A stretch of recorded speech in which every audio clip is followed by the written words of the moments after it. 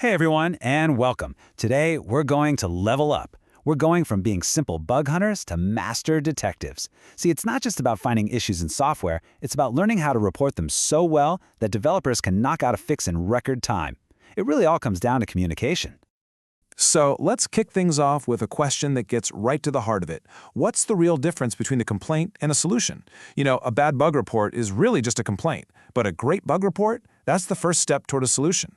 It's the difference between just yelling, "Hey, there's a problem over here," and handing someone a perfectly detailed case file that leads them right to the culprit. I guarantee you, every developer out there has gotten a bug report that just says this: it's broken. And its feedback, well, it's totally useless.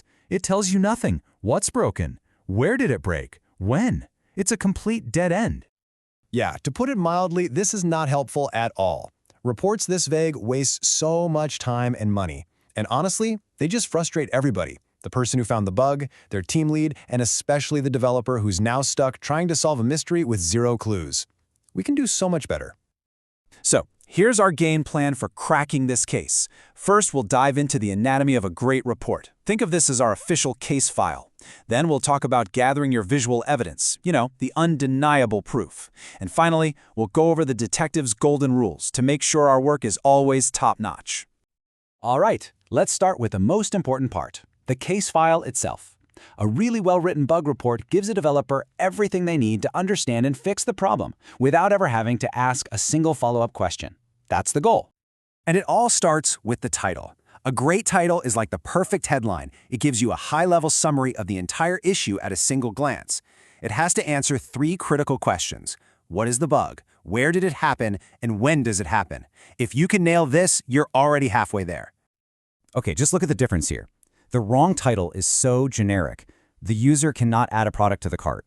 Which user? Which product? What actually happens? But the correct title? Oh, that's a thing of beauty.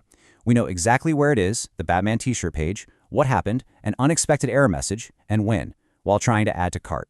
Now that is an actionable title.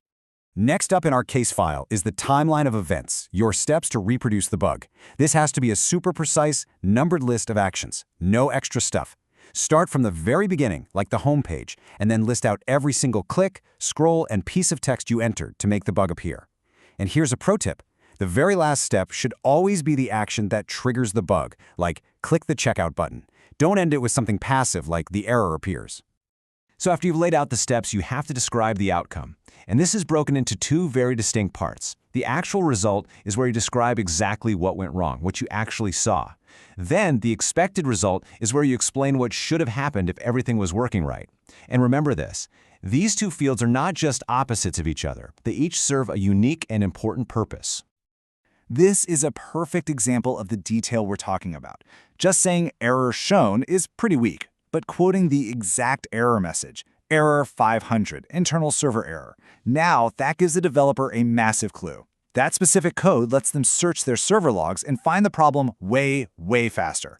Always be specific. Okay, let's move on to the next phase of our investigation, gathering visual evidence.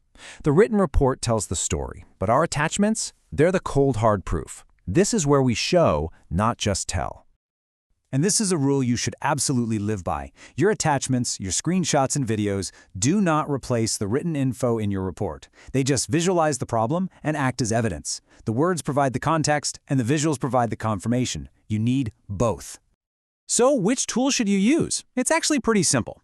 If it's a static bug, something visual, like a typo or a button in the wrong place, a screenshot is perfect. But if an action is required to make the bug happen, or you need to show a process over time, you have to use a screencast. A video is the only way to really show a functional problem. Now, when you're making that screencast, there are a few technical standards to keep in mind. It has to be an MP4 file, keep it under 60 seconds, make sure your clicks and tabs are visible on screen, and please record in silence. No music, no TV, no background noise. And finally, don't pause or edit the recording. It needs to be one clean, continuous take. Yeah, that 60-second rule is super important. Why? Because it forces you to be concise. It makes you focus only on the critical moment, the final step, the action, and the bug itself. Think of it as the climax of your investigation, not the whole movie. And for screenshots, the rules are just as straightforward. use a JPEG or a PNG. Always highlight the bug with a simple box or an arrow so it's easy to spot. If you're testing a website, the full URL has to be visible in the browser address bar. And last but not least, the current date and time have to be visible on your screen to prove when you found the issue. All right, we've got our case file written up and we've collected our evidence. Time for our final section, the detective's golden rules. These are the big picture principles of professionalism that really separate the amateurs from the pros.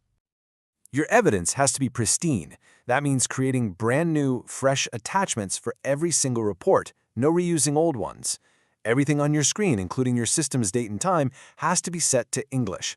Always capture your entire screen, not just a tiny cropped area. This gives the developer full context. And of course, keep it professional. Never show personal files, private messages, or unprofessional bookmarks. Now, a quick but important warning about a forbidden practice, the placeholder report. This is when someone submits a half-finished bug report just to, save their spot in the queue, thinking they'll finish it later. This is absolutely not allowed. Every single report you submit has to be 100% complete and ready for review the moment you hit that submit button. When you boil it all down, it comes to this. Your report is your reputation. Every single bug you submit is a direct reflection of your skill, your attention to detail, and your professionalism. The goal for every report is to make it so clear that anyone can understand it, so concise that it respects everyone's time, and so convincing that it gets acted on right away. And that really brings us to our final thought. The ideas we've talked about today are bigger than just bug reporting. They're about effective communication, period. So I'll leave you with this question. How are you going to apply these rules to make your next piece of feedback in any part of your life clearer, more concise, and more convincing? Thanks for joining me.